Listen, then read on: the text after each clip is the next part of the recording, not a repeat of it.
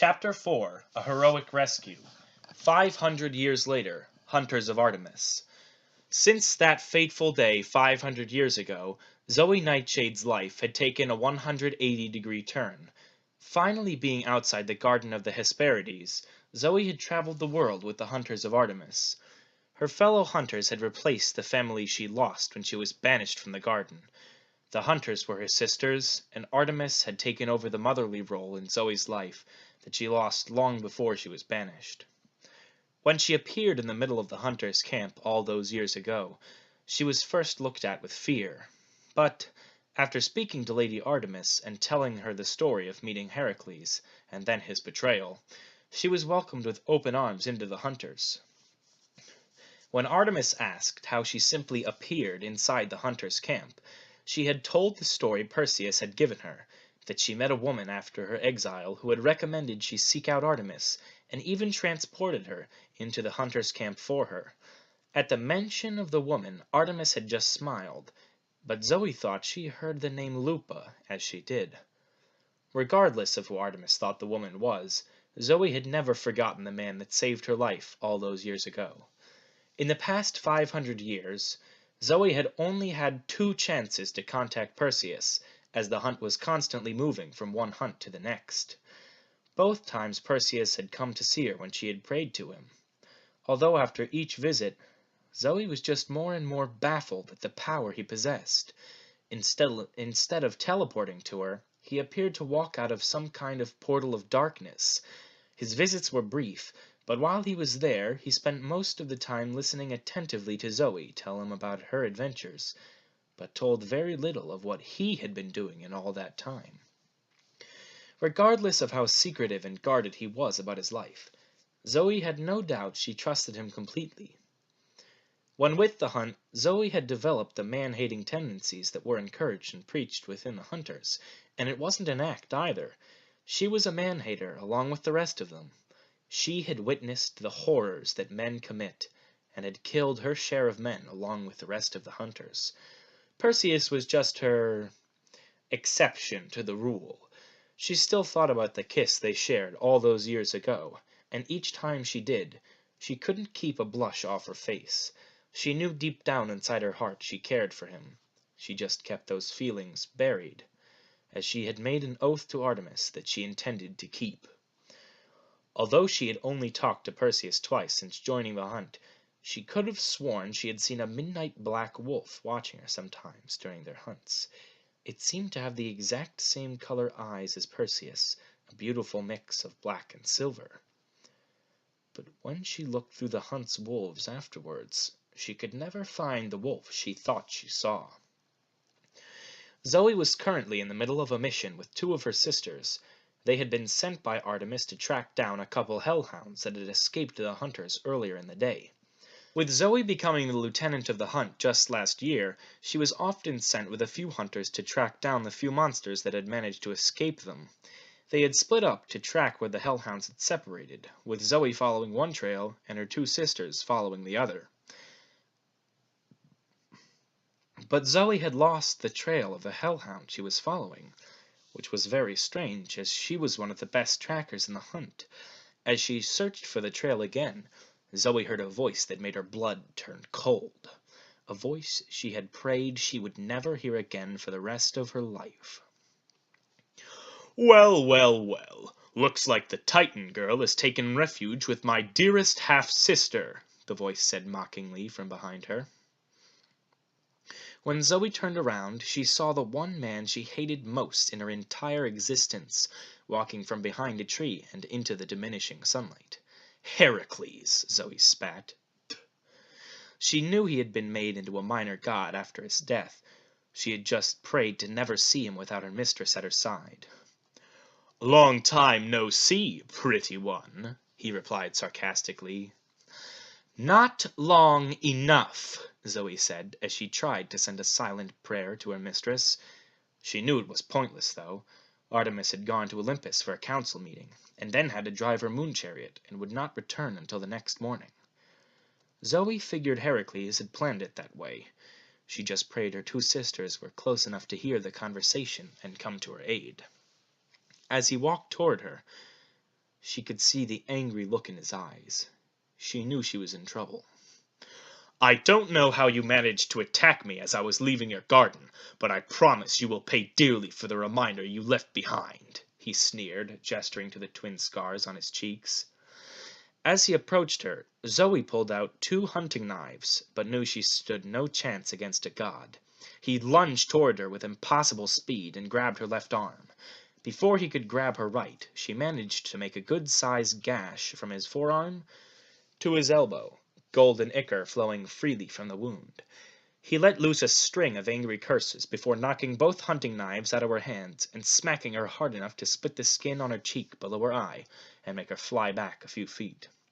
"For that you will pay, Titan spawn! After I'm done with you, I don't think you'll be pure enough for the hunters anymore," he spat. Zoe's eyes widened in fear, and she was the most terrified she had ever been in her life. She saw the hungry look in his eyes as he skulked towards her. He had heard about such a look from the horror stories she heard new huntresses tell when they finally opened up to their new family. She looked around wildly for anything that could help her escape, but saw nothing. That is, until one of the last rays of sunlight reflected off the silver necklace she still wore around her neck. She grabbed the pendant, closed her eyes, and prayed he would hear her plea for help. As Heracles neared her, he pulled a knife out of his belt and said with a smug smile, "How about I make a few improvements to that pretty little Titan face of yours first? We can have some fun after that." Zoe felt herself tearing up, as she knew if she somehow managed to survive this night, it would still ruin her life. As Heracles swung the blade toward her face, she closed her eyes, waiting for the pain to come. It never did. Instead, she heard the clang of metal against itself. As she opened one eye to see what happened, she saw a glowing blade right in front of her face. It was inches from her, but she saw Greek letters that formed one word: Anaklusmos. She looked up to see Perseus holding back Heracles' blade. She scrambled back a few feet to safety. She looked up at Heracles and saw such a surprised and terrified look on his face that she would have laughed had she not been minutes from being maimed, raped, and possibly killed. When she looked at Perseus, she couldn't help but flinch at the look on his face as he stared at Heracles. His eyes were literal flaming orbs of black flames with silver tips. Perseus quickly pushed back Heracles and went on the offensive. His strikes were a blur to Zoe's eyes. All she could see was the blur of the glowing Anaklusmos and the golden ichor of Heracles fly through the air as Perseus continued to make cuts all over his body. As Perseus stepped back, Heracles dropped to his knees, golden ichor pouring out of dozens of cuts all over him. His body began to glow, and Zoe quickly realized he was trying to take his true godly form to teleport away. She closed her eyes so she wouldn't be incinerated, but suddenly he seemed to stop glowing brighter. Zoe opened an eye to see Heracles frozen in place. Literally. He glowed dimly, but was as still as a statue, not moving an inch. She looked around as she noticed there were no sounds anywhere. Time had literally stopped. She quickly looked for Perseus, and saw him calmly standing a few feet away from her. Forgetting the fact that time appeared to have stopped, she launched herself at him. He caught her in a hug as she broke down into hysterics. He held her as she sobbed hard into his chest. She had never been so scared in her life, and for the second time, he was the one who had saved her. Once she had calmed down after several minutes of crying hard, she pulled back and looked into Perseus's face to see that the rage he had had seconds ago was gone, as he just looked at her with worry and care. He brought up his hand and gently wiped away the tears that were still streaming down her face with his thumb.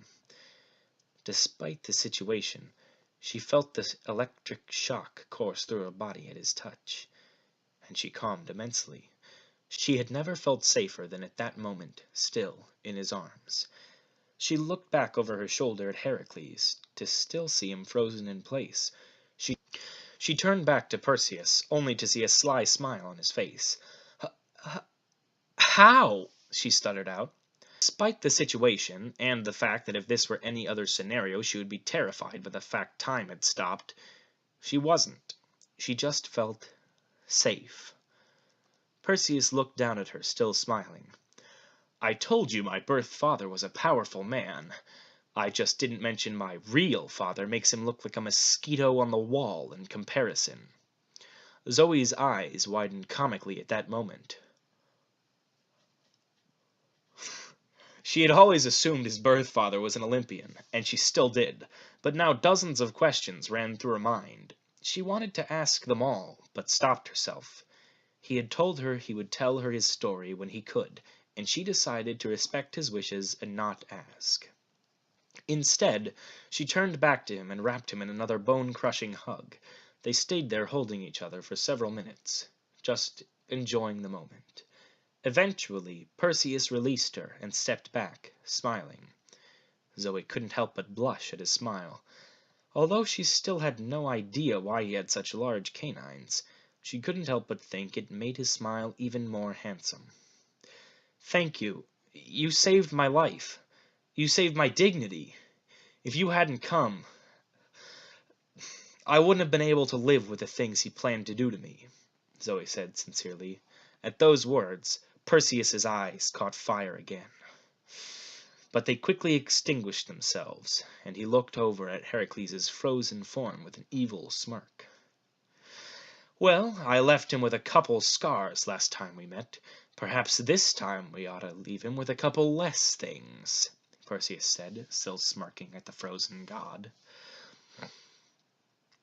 Zoe looked confused for a moment before her eyes widened and she broke out into an evil grin that would have made Artemis proud. Perseus made a gesture with his hand, and a black vortex opened behind Heracles. He nodded to Zoe, who picked up her bow, notched 2 celestial bronze arrows, and sent them straight into the oh-so-great Heracles' crotch. Despite the immense satisfaction Perseus got from watching Heracles receive what he most clearly deserved, he couldn't stop himself from flinching at the sight of the celestial bronze clearly removing and damaging Heracles' manhood beyond repair. He wasn't even sure Apollo would be able to fix everything she'd just done. Zoe caught sight of Perseus flinching, and let loose a string of giggles. Perseus playfully glared at her before beginning to laugh himself. After the laughter died down, Perseus walked up to Heracles and sent him flying into the portal with a shattered nose with an extremely hard kick to the face. Once through the portal, Perseus closed it with a snap of his fingers and turned back to Zoe. "Where did you send him?" she asked, with an amused smile on her face. "In the north, there is a place where the power of the Olympian gods does not reach. He's currently at the farthest point from where the power of the gods returns," he replied, with an evil smirk. "He has a 3-day hike before he can use his powers to teleport to Olympus." Zoe couldn't help herself from breaking down into a fit of laughter at the thought of Heracles trekking through the snow for 3 days holding his manhood. Once she calmed herself down, she saw Perseus sit down on a log a few feet away and stare off into the wilderness. Zoe walked over and did the same, joining him in his gazing into the wooded forest. After a few moments of silence, she turned to look at him. She didn't know what to say, so she just went with instinct and grabbed his hand, placing her small slender fingers through his much larger ones. Perseus never broke his gaze into the woods, still staring, clearly deep in thought, but she did notice a gentle smile creep onto his face. After a few more moments of silence, he turned to her sadly and said, "I still cannot tell you my story. I wish I could, but it is not time yet." Although disappointed, Zoe's smile never wavered.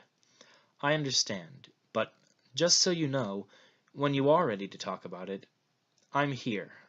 They both continued to sit staring into the woods, hands locked, as they enjoyed the peacefulness of the early night. Of course, it was extremely peaceful, since time had stopped. They could see a squirrel a few yards away, frozen in mid-jump from a low-hanging branch. They both laughed when they noticed the animal suspended in the air. As their laughter died down, they turned to each other at the same time to say something. When they tried to speak, they noticed their faces were only inches apart. Instead of speaking, they both stared into each other's eyes, mesmerized. Zoe knew she shouldn't, but she couldn't help herself from leaning forward as he did the same. Before the rational part of her brain could take control again, she closed the last bit of distance between them and kissed him. If she thought their first kiss was amazing, it was nothing compared to this one. After being soft and gentle, it became more heated, hungry, and passionate as Zoe pressed herself against him, straining to get closer. She wrapped one hand around his neck as the other wound through his long, jet-black hair. He wrapped his hands around her waist, one hand gliding under the back of her shirt, running his hand along her spine, sending pleasurable shivers through her body. Zoe felt his tongue lick the bottom of her lip, begging for entrance, which she immediately granted. Their tongues battled for dominance until Perseus gave in, letting her explore his mouth. She shivered as her tongue touched his large canines. After 5 minutes, both broke the kiss breathlessly, their foreheads pressed against each other's and huge grins on their faces. After a minute, Zoe became acutely aware that she had just broken her oath to Lady Artemis to swear off the company of men. A fact she would already know, as a hunter's broken oath was something she was immediately informed of when it happened. A terrified look appeared on Zoe's face. Perseus noticed and gently grabbed her chin, leading her gaze to above them, where she saw they were cocooned in a bubble of darkness. Her expression morphed to one of confusion before he leaned down to her ear and whispered, "Artemis is a very powerful goddess, but there are always more powerful beings. She will not know what has happened, as this hides us from her completely." Zoe had a shocked expression before shifting into a happy smile, and then finally into a smirk. She grabbed Perseus's face between both her hands and pulled him into another deep kiss. This one was much softer, less hungry, and full of one thing: love. Once they broke apart again, they stared at each other for a moment before Perseus saw the split skin on Zoe's cheek and the black eye beginning to form. He scowled at the thought of her being hit, before he gently cupped his hands around a bruise and sent a gentle stream of silver and dark energy into her injury.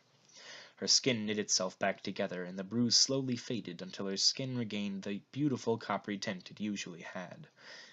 When he stopped, Zoe raised her hand to her face to feel her skin back to normal, and the pain from the bruise was gone. She gave him a radiant smile, and then leaned forward and pressed her face into his chest, wrapping her arms around his back. They stood together for a few more minutes, enjoying each other's presence, until Perseus finally stepped back, allowing the shield of darkness to dissipate, and smiled sadly before saying, "My time here grows short. I must return home soon to rest, as I cannot continue to hold time. It is rather exhausting, but before I go, there is something I want to give to you." Zoe gave him a questioning look, but he ignored it and began to chant quietly in a language Zoe couldn't pick up on. When he stopped, Zoe glowed a faint black and gold before the aura vanished. Once it did, she felt different, something she had never felt before. Before she could ask Perseus what he had done, he put his index finger to her forehead and passed some type of energy into her. When he stopped, she gasped. He had given her some control over time, as well as the knowledge on how to use it. She was speechless. Perseus turned to her and said, "Use it only in an emergency. It would raise a lot of suspicious questions if you suddenly had the ability to control time," he said with a chuckle. "I would hate to have to reveal myself before I'm ready in order to come to your rescue. Although you will be able to use it in battle to slow time down for your opponents ever so slightly without others noticing, to give you and your sisters a slight advantage. But also be careful, as it was my full blessing I gave to you. I've hidden the power so that Artemis and other gods do not notice, but the blessing is very powerful, more powerful than if the Titan Lord Kronos himself had blessed you. You now have power over time equal to that of a minor god of time, if there were such a thing." Zoe stood there dumbfounded, a plethora of emotions racing through her mind. Confusion, apprehension, slight fear, but mostly just gratitude and happiness. Without hesitation, she launched herself at Perseus once again, pulling him into a tight hug, trying to express how thankful she was for everything he had done for her. In response, he hugged her tightly, smiling happily. He truly loved being with her. After a moment, they released each other. Zoe couldn't help but ask, "Why did you give me your blessing?" He gave her a look that said, "Really? You haven't figured it out?" After a few seconds, Zoe blushed crimson red. She just smiled warmly at him, although her stomach was doing somersaults at the thought of being loved by him. In response, he just smiled and said, "I will always come to your aid if you need me, but this way, when you're battling monsters with your sisters, you'll have another tool to keep you safe." Perseus made another hand gesture and a black portal appeared next to him. He then made a pitch-black bow appear in his hand. Ignoring the questioning look Zoe gave him, he launched an arrow at a tree about 50 yards away. At first it looked like he had missed his target, but a poof of golden dust appeared next to the tree. He looked at her and smiled. "Your tracking skills are quite good. Had you not been attacked, you would have found that hellhound in a few more minutes.